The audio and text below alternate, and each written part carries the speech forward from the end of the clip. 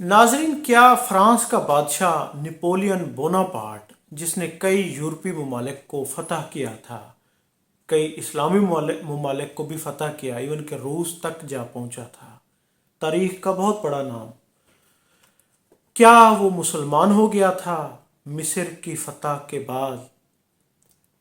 क्या वो सुल्तान टीपू सुल्तान से एक मुआहदा करके हिंदुस्तान से अंग्रेज़ों की हुकूमत ख़त्म करना चाहता था? क्या वो पूरे यूरोप में इस्लामी कवानीन नाफिज करना चाहता था? ये तीन बड़े सवालात जो हमारे मौरखीन ने हमेशा इस पर रिसर्च नहीं की, जो इवन के यूरोपी मौरखीन ने, यूरोपी मीडिया ने ही डिस्क्लोज़ किए हैं। नाजरीन, ये हकीकत है कि सुल्तान टीपू जब अंग्रेज़ों के नरगे में था, हर तरफ साजिशें थीं, तो उस वक्त उनको बचाने के लिए, बल्कि उनके साथ एक मुआहदा करने की आफर, जी हाँ, नेपोलियन बोनापार्ट ने उनको की थी, और वो उनके साथ एक मुआहदा करके हिंदुस्तान से अंग्रेज़ों का इनखला चाहता था, बल्कि फ्रांसीसी फ़ौज उसकी मदद के लिए भी तैयार हो चुकी थी, और नेपोलियन बोनापार्ट चंद दिनों में उनके साथ मुआहदा करने वाला था। लेकिन उससे पहले ही अंग्रेज़ भांप चुके थे, उन्होंने उनको शहीद कर दिया था, टीपू सुल्तान को।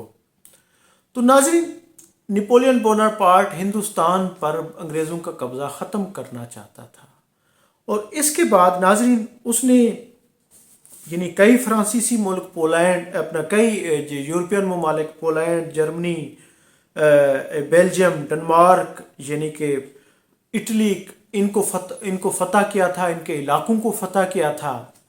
तो नाज़रीन, जब उसने मिस्र को फ़तह किया तो यहाँ पर उनको यानी कि कई मौरखीन मिले, कई इस्लामी मुफक्किरीन मिले, उलमा मिले। उनको जब साह सित्ता की किताबें पेश की गईं, अहदीस की किताबें पेश की गई, हजूर करीम की सीरत पेश की गई, जिसका उसने मुतालिया किया, तो वो इंतहाई मुतासिर हुआ, और फिर वो 1 साल तक मिस्र में बैठ गया था। जी हाँ नाजरीन, 1798 में उसने मिस्र पर हमला किया था। उसके बाद वो बाहर नहीं निकला, इस्लाम से मुतासिर हुआ। फिर 6 दिसंबर 1798 को मशहूर फ्रांसीसी अखबार ने उन पर तनकीद करते हुए लिखा था। ये अखबार का नाम है नेशनल गज़ट ओलियो मेंटेयर। उन्होंने खबर शाये की कि नेपोलियन बोनापार्ट इस्लाम कबूल कर चुका है, और उन्होंने अपना नाम अली नेपोलियन रख लिया है। और उसका एक बड़ा सबूत जब ईद मिलादुन्नबी का यानी त्यौहार आया, ईद मिलादुन्नबी आई, तो उन्होंने अपनी फ़ौज को सड़कों पर मार्च पास्ट का अकीदत में कहा था कि मार्च पास्ट करें। और फिर उससे पहले एक वाक़या कि मिस्र के शेख उल इस्लाम को उन्होंने 1787 में ख़त लिखा था कि मुझे अगर मौका मिला तो मैं कुरान करीम के असूलों के मुताबिक, जिस तरह कुरान में कवानीन है उसके मुताबिक हुकूमतें बनाऊंगा।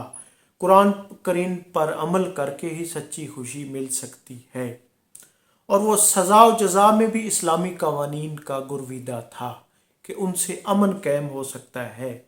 और नाज़रीन, फिर उसने वो कवानीन भी, बल्कि Poland, Germany, Italy, France, Holland, Belgium में वो कवानीन भी नाफिज किए थे, जिनमें इस्लामी सज़ा व जज़ा या इस्लामी यानी कि ख़ास तौर पे आइली कवानीन उन्होंने राइज किए थे, उनमें इस्लामी दफ़ात शामिल थीं।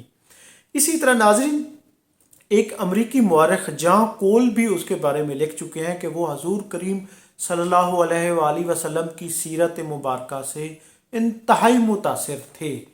वो बरतानिया से नफ़रत करते थे, उनकी पॉलिसियों से नफ़रत करते थे, और बाद में उसे मुसलमानों से मोहब्बत हो गई थी। नाजरीन, इस पर हमारे मुसलमान मौरखीन ने कोई रिसर्च नहीं की। इस पर यूरोपी मौरखीन, यूरोपी मीडिया, यूरोपी अखबारात ने बहुत कुछ लिखा है।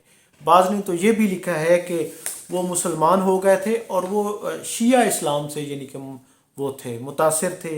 इसमें प्रोफेसर ज़मीर अख्तर नकवी ने भी लिखा है कि उन्होंने حضرت امام حسین کی اس میں کچھ یعنی کہ اشعار بھی لکھے۔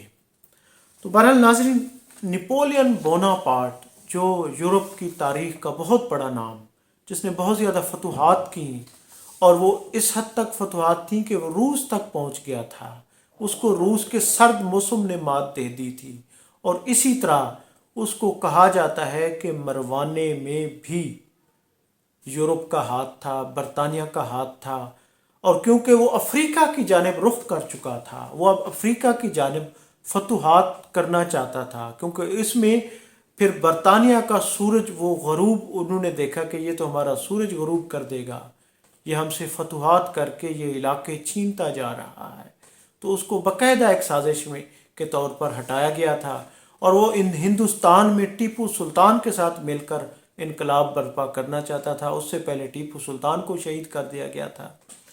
تو ناظرین، میں ہوں عبدالرؤف روفی، آپ دیکھ رہے تھے تاریخ نامہ۔ بہت شکریہ، تھینک یو، اللہ حافظ۔